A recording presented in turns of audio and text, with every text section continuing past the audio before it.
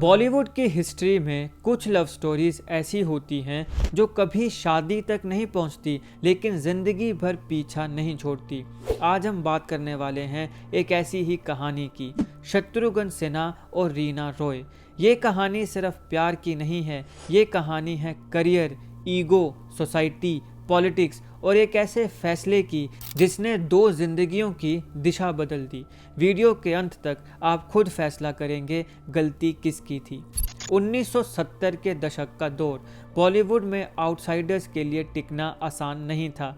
शत्रुघ्न सिन्हा पटना से आया हुआ एक यंग एक्टर जिसकी आवाज़ भारी थी, स्टाइल अलग था और एटीट्यूड रेबल जैसा। दूसरी तरफ रीना रॉय, एक सिंपल बैकग्राउंड की लड़की जिसने बहुत कम उम्र में घर की जिम्मेदारी उठा ली थी। रीना जल्द ही टॉप एक्ट्रेस बन गई और शत्रुघ्न स्ट्रगलिंग थे लेकिन एम्बिशियस थे। शत्रुघ्न और रीना कई फिल्मों में साथ काम करने लगे। सेट्स पर दोस्ती हुई, दोस्ती प्यार में बदल गई। रीना उस वक्त इमोशनली बहुत वनरेबल थी। शत्रुघ्न सिन्हा कॉन्फिडेंट थे, प्रोटेक्टिव थे। रीना रॉय बाद में खुद मानती हैं, मैं उनसे बहुत प्यार करती थी और वो मेरी दुनिया थे। ये रिश्ता सिर्फ फ्लिंग नहीं था, ये सीरियस अफेयर था। इंडस्ट्री में उस वक्त खुसर पुसर शुरू हो गई। कहा जाता है रीना ने शत्रुघ्न को फाइनेंशियली भी सपोर्ट किया जब उनका करियर स्टेडी नहीं था। रीना चाहती थी शादी, शत्रुघ्न कहते थे थोड़ा वक्त दो, करियर सेट हो जाए। और फिर कहानी में आया सबसे बड़ा ट्विस्ट, पूनम सिन्हा। शत्रुघ्न सिन्हा ने चुपचाप पूनम से शादी कर ली। रीना रॉय को इस शादी की खबर बाकी दुनिया के साथ ही मिली। ये शौक ऐसा था जिसने रीना को तोड़ दिया। रीना ने बाद में कहा, मुझे धोखा दिया गया। शत्रुघ्न की शादी के बाद रीना पूरी तरह बदल गई।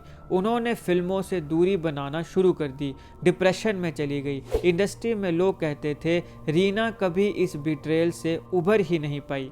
ये सिर्फ ब्रेकअप नहीं था, ये ट्रस्ट का टूटना था। शत्रुघ्न सिन्हा कभी ओपनली कुछ नहीं बोले।